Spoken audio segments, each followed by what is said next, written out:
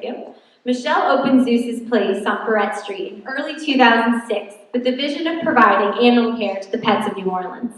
At the time, Ferret was still recovering from Hurricane Katrina, but she worked with two fellow property owners to create an art market that helped set in motion the renaissance of Ferret's business corridor.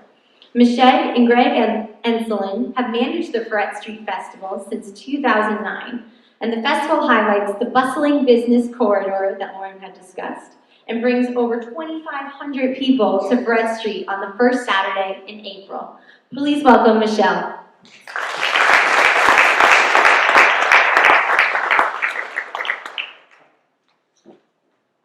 All right, I'm Cajun and I talk with my hands, so I'm gonna knock this stand over if I don't take it out my way real quick. First of all, thank you, Stay Local. Meredith, is Dana here yet?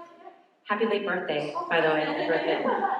I'm Michelle Ingram. I was kind of puzzled why y'all actually asked me to talk about survival of the fittest, because I don't consider myself a business person at all. I'm just Michelle and this is what I do, so I wasn't quite sure what to say to everybody here, so I'm just gonna kind of give you my story. So here I am, survival of the fittest. This is me, I'm Michelle Ingram. I own Zeus's Place, I run the Ferret Market, I run the Ferret Street Festival, and I've had a love of short skirts from a very, very young age. I've always been a lover of animals. It's something that my parents said I was born with, and as evidenced through pictures throughout my life, I always wanted to be with animals, so I had to find a way. How do I do this? How do I make this my life? And I was always a multitasker. As a business owner, you have to be able to do 8,757 things at once, and everyone is the most important thing you could ever do in your entire life. So I was a good multitasker from a young age. So what qualifications do I have to open a business? I was working as a network administrator in computers for an international company. I had a fantastic salary. I had benefits. I had good dental insurance. I had a 401k. I had a desk. I had an office. I had per diem. And I gave it all up to start this. So I have 2 college degrees. One's in art, one's in psychology. I never took a business class. And I never took a marketing class. That sounds like a great way to start a business, right? It was after Katrina. I just torn down my house. That's my house on September 8th, 2005. I had just walked through chest deep water to get to it. Me and my husband are raising a 2-year-old little girl. That's her. That's her self-portrait. She's in the middle there. You can't tell. I said, why not? I want to do what I love. Why don't I buy out this flooded out building on Ferret Street, which at that time was a blighted corridor with empty storefronts. But I lived 4 blocks from it.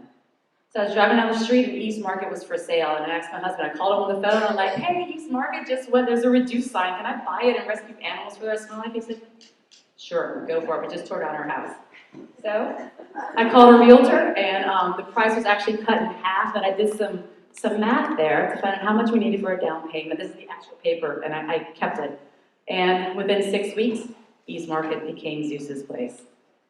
So, after opening Zeus's Place in March of 2006, I went to Google Earth, actually, I got this image. This is from August 2007, so I've been open for a year and a half. Look at Ferret Street.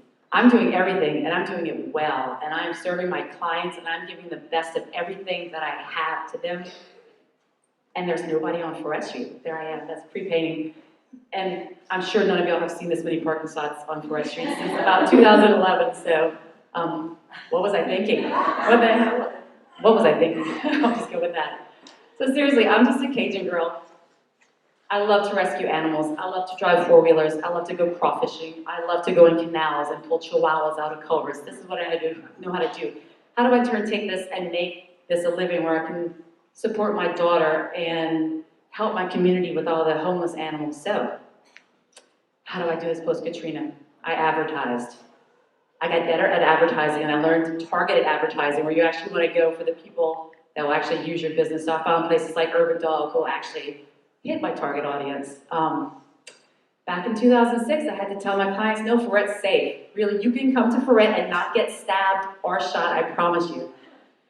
No, seriously, Ferret is safe, but I kept having to tell them that. And it had to take me going out onto the street and getting their dogs from their car and bringing them inside, and finally it came around. And then finally I like to call it the most competitive prices in town, which is actually the cheapest. And that's how I figured I would get people into Ferret Street. I would beat everybody else's prices out there, and I did, and they came, and they loved me, and they stayed. The three things I think you could take away from this: so you need to listen and adapt and innovate constantly to stay current.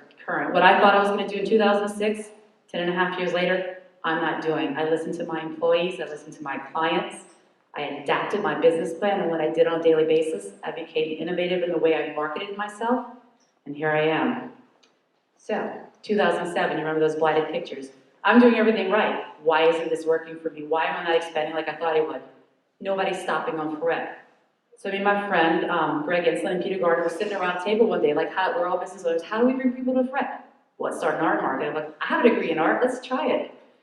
So we found this vacant lot. Doesn't that look like an art market to y'all? And we looked around, look at all that parking, those people, who is gonna stop there? What was I thinking? Really, again, what am I thinking to opening up an art market? So in the early years, it's just two people who don't know how to sit still, trying to promote our local artists and let them make some money. Let's bring in some delicious food, because it's New Orleans, who doesn't love good food? And I just love this art, so thought I'd put it in there too. And of course, pet adoptions at Ty and Zeus's place. So now I have an art market, and I have people coming to Ferret. I have actually people stopping on Ferret and looking at those empty storefronts and going, you know what? I wanted to open a restaurant. I bet I can get that piece of property for a really good price. And sure enough, slowly, people started stopping on Ferret. And it was the most brilliant thing. And Greg and I used to have a dream. One day when the Ferret market shuts down, there's going to be a restaurant. That the family's going to come to the market, and then they're going to turn around and go eat at a restaurant. And sure enough, I had opened. It was the most brilliant thing. But once again, Ferret got stale. How do you keep it current? We worked with our neighbors. Hey, what do you want to see sold at the market? What can we do for you? Because they're our biggest supporters, they're our neighbors, they allow us to happen. I talked to the artist. Hey, what are we not doing at the Ferret market that's not helping your sales? How can we in turn increase your sales? We work with City Hall, and I don't have enough time to go through this one all the way, but we work with vendors. We work with sponsors. We found sponsors to keep our vendor prices low enough so we could pay for our permitting and continue the Ferret market. Once again, we listened, we adapted, and we innovated the market to stay current. So of course there's a couple of setbacks because you're in New Orleans. I woke up one day and heard Hurricane Isaac took the front of my building off. Right? Okay, I have to keep putting pictures in because that's what I do. So I had to reevaluate this point. What do I want to do? Like, I had at least 3 months without having a source of income, and I had 12 employees I had to pay. So I had to readjust what I was thinking. I had to reevaluate my business plan. I listened to my clients. I listened to my employees. I listened to my husband. I listened to my daughter too. I adapted what I was doing, and I decided to, I didn't want to lose any of my employees because they're so valuable to me. And once again, as a business owner, your employees, as you said, are your face. They're what's out there. Your weakest link is your weakest employee. I didn't want to lose even my weakest link. So I paid them out of my own personal money for months until Zeus's place was open again. I became innovative, and I redesigned it for an office to be more consumer friendly. Come 2009, we had the opportunity to take over the Ferret Street Festival, and it was great. So how do we take this little bitty Ferret market we've been doing great for 3 or 4 years and move it to a bigger production, for lack of a better term, and bring even more people to Ferret Street?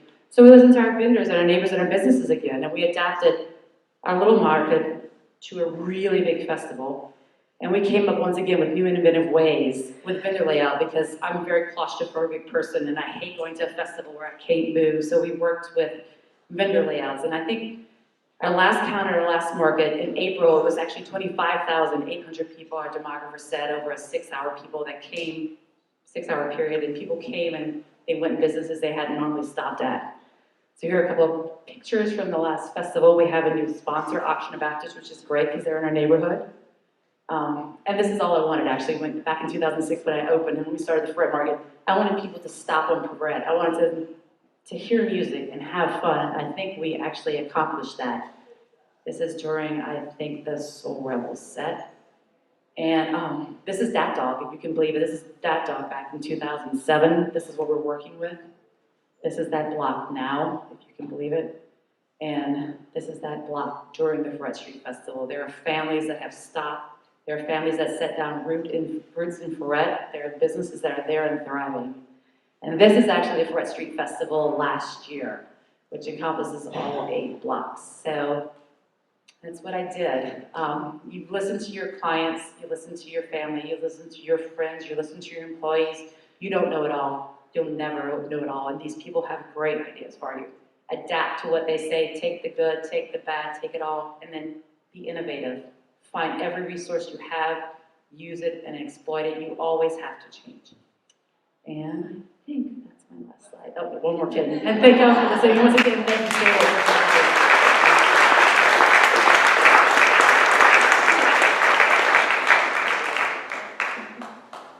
Cats are always a crowd pleaser, but Michelle also has an amazing story. I'd like to thank you guys all so much for coming out here, to connecting with these business owners, to hearing these great stories. I hope they leave you inspired and motivated with your business.